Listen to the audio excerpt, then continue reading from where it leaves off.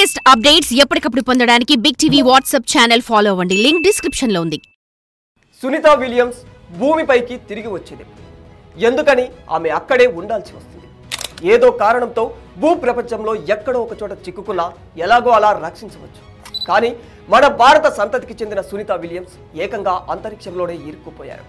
ప్రపంచ ప్రఖ్యాతి చెందిన ఇద్దరు ఆస్ట్రోనాట్స్ 5 నెలలుగా వెనక్కి రావడం కోసం ఎంతగానో ఎదురు చూస్తున్నారు. కేవలం 5 రోజుల అంతరిక్ష ట్రిప్ కోసం వెళ్లిన వ్యోమగాములు అర్ధ సంవత్సరం అయిపోతున్నా ఎందుకు రాలేకపోతున్నారు? దీనికి కారణం సాంకేతిక లోపమా, శాస్త్రవేత్తల తప్పిదమా?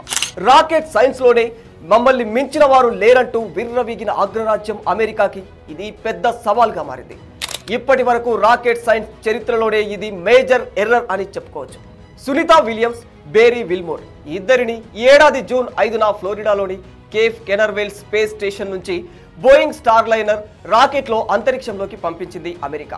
ఈ ఇద్దరు వ్యోమగాములు కేవలం 5 రోజుల ట్రిప్ కోసమే అంతరిక్షంలోకి వెళ్లారు. షెడ్యూల్ ప్రకారం స్టార్ లైనర్ టెస్టుతో పాటు నాసాలో కొన్ని కీలకమైన పరిశోధనలు జరిపి జూన్ 14 కల్లా భూమికి చేరుకోవాలి. కానీ అలా జరగలేదు. నిజానికి ఆ ఇద్దరు ఆస్ట్రోనాట్స్ తో పాటు మరో 7గురు నాసాలోనే ఉన్నారు. తిరిగి వారిని రప్పించడంపై రకరకాల కారణాలు చెబుతోంది అమెరికా. ఇప్పటికీ సునీత విలియమ్స్ రిటర్న్ జర్నీపై చాలా వాయిదాలు వేసింది. వచ్చే ఏడాది ఫిబ్రవరిలో ఆ ఇద్దరు ఆస్ట్రోనాట్స్ తిరిగి భూమికి చేరుకుంటారంటూ ఇప్పటికే ఓసారి చెప్పింది. ఇప్పుడు మార్చ్ తర్వాతే వస్తారని మళ్ళీ మాట మార్చింది. దీంతో అమెరికా ఎందుకిలా మాటలు మారుస్తూ వస్తుంది అని ప్రపంచ ఖగోళ సైంటిస్టులంతా ఆందోళన చెందుతున్నారు. మరోవైపు 1969లోనే చంద్రునిపై అడుగు పెట్టామని, రాకెట్ సైన్స్ అనేది అమెరికాకు సైకిల్ సైన్స్ లాంటిదని గొప్పలు చెప్పుకునే అమెరికా సైంటిస్టులు ఈ ఇద్దరు వ్యోమగాముల పరిస్థితిపై మాత్రం నోరు మెదపడం లేదు. గతంలో ఇదే అమెరికన్ స్పేస్ సెంటర్ నుంచి ఆస్ట్రోనాట్స్ కల్పనా చావ్లా ప్రాణాలు గాలిలో కలిసిపోయిన విషయం ఇప్పటికీ మర్చిపోలేని సంఘటనగా మిగిలిపోయింది. ఎన్ని రోజులు అంతరిక్షంలో ఉంటారో నిర్ణయించుకొని అందుకు తగ్గట్టుగా శరీరాన్ని ప్రిపేర్ చేసుకుంటారు. అంతరిక్షంలో గ్రావిటీ తక్కువగా ఉంటుంది. అలాంటి వాతావరణంలో 6 నెలల కంటే ఎక్కువ కాలం ఉంటే అక్కడ ఉండే రాపిడి వల్ల శరీరంలో ఎముకలు బటర్లా కరిగిపోయి కట్టెపుల్లల్లా విరిగిపోతాయి.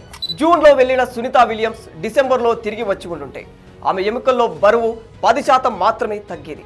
ఇప్పుడు మార్చ్, ఏప్రిల్లో భూమికి వస్తే ఆమె ఎముకల్లో బరువు 15 నుంచి 20% దాకా తగ్గిపోయే ప్రమాదం ఉంటుంది.